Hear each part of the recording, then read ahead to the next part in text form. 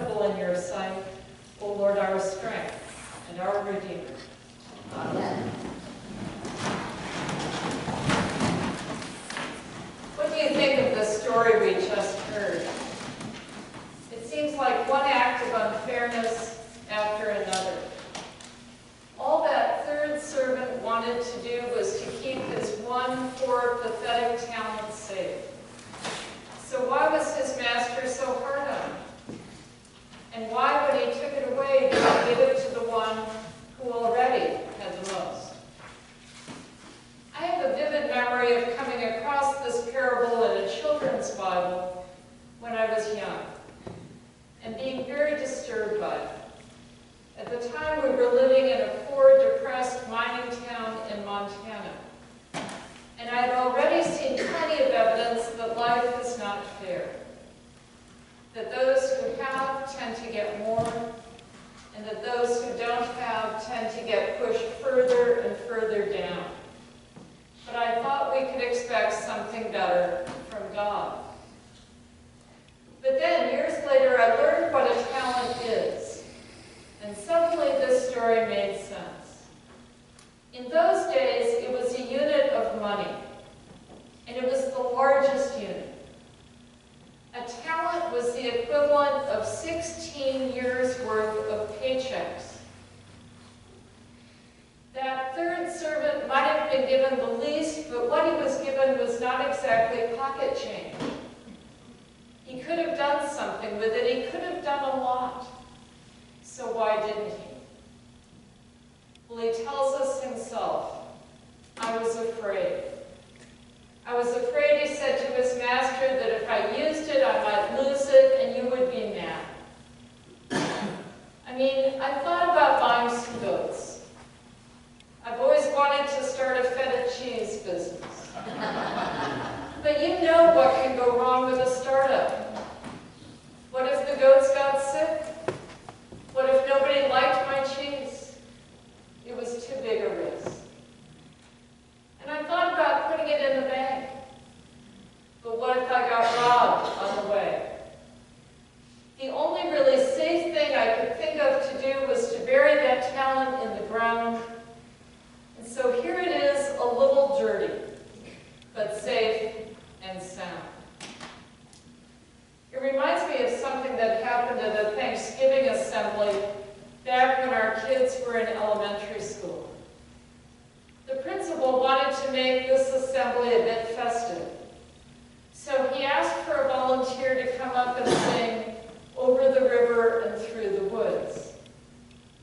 Now all the children were seated on the floor of this gym by classes. Kindergarten, first and second on one side, third, fourth, and fifth on the other. And the minute he asked the question, a whole sea of hands shot up from the younger kids, but not a single one on the older kids' side. And it wasn't that those younger children were musically gifted, as it turned out. It actually turned out that none of them knew the song. They couldn't get beyond "To Grandmother's House We Go." But they were so excited to try. This privilege of standing up in front of the whole school and actually holding a microphone and singing into it, to them was an unbelievable honor. But the older kids, they knew better. They knew that if they got up there in front of the school, any number of horrible things would happen. They would choke up. They would forget the words. They'd forget the song. And if that happened, everybody would laugh. And they knew that the kids would tease them about it for the rest of the day and probably for the rest of the year. And they were convinced that even after they left that school and moved on to middle school, the teachers would still be laughing about it. That they would go down in history as that kid who spoiled the Thanksgiving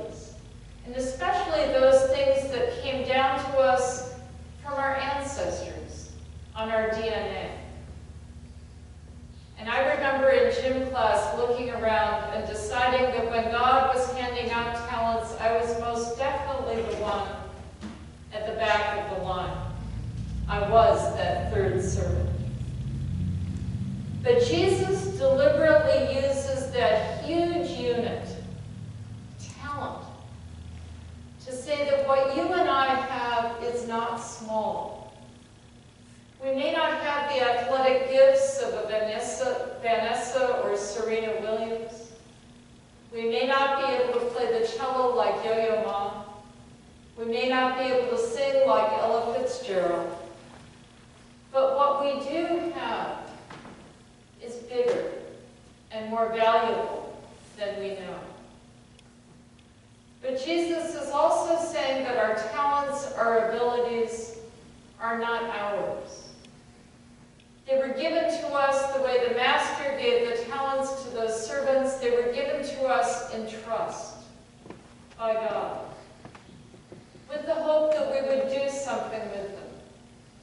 And especially that we would do something about the things in this world which break God's heart. I think that when it comes to talents, there are two traps we can fall into. The first is to use them only for our own end, as we've seen in that recent pyramid scheme in Dayton. And Jesus has a lot to say about that kind of behavior in other stories. But the other trap, Jesus is saying, not using them at all. That does just as much harm. And that's why the Master praised those first two servants. Not because they made a profit, but because they took a risk. Because they took what he had given them and they immediately put it to work. And if they had lost the whole thing, if it hadn't worked at all, he still would have praised them. Because they tried. And that's all God asks of any of us. And that's an important word for the Episcopal Church right now. It's so easy for us to focus on what we don't have anymore. I remember the days in which the parish in which I grew up had 3 services, 2 choirs, and a Sunday school that was always running out of room. There were so many kids. We all miss those days. But Christ is calling us to look not at what we don't have, but at what we do. This weekend, our diocese met in convention, and yesterday Bishop Greenville preached a sermon which moved me greatly. He spoke about God's call to us to be icons of Christ, which means that you and I came to know Christ's love for us because of somebody else's human ministry. There was a person who brought that good news to us. And now there is a world outside those doors that needs us to bring the same good news to them. It's a very scary thought. But as the bishop said, this is God's economy. It's the way God works. Others will not know that they are loved with a love that has no limit. They will not know about God's mercy and God's gift of a second chance. They will not come to trust that for themselves unless we show them what Jesus looks like. So the challenge for every parish family these days is to look at our talents, to ask, what do we do well in this particular parish family? What gives us joy? And then ask, how can we do that outside our doors? How can we use it to show the world, to show this community, to show Greenville what Jesus looks like? And it might not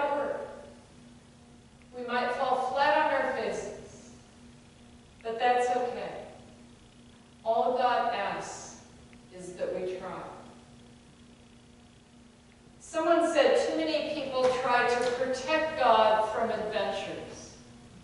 I like that. Protect God from adventures. But it never works. Because Jesus never has played it safe.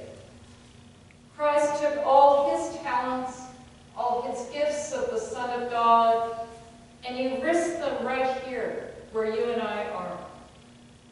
And week by week in the Eucharist, God renews that investment.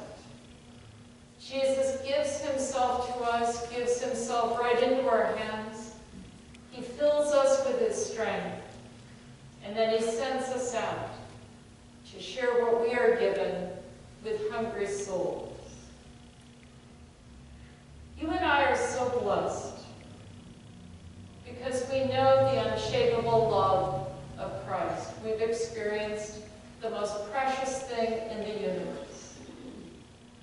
We are blessed to know that we are surrounded by the presence of Christ wherever we go. Now, how can we help others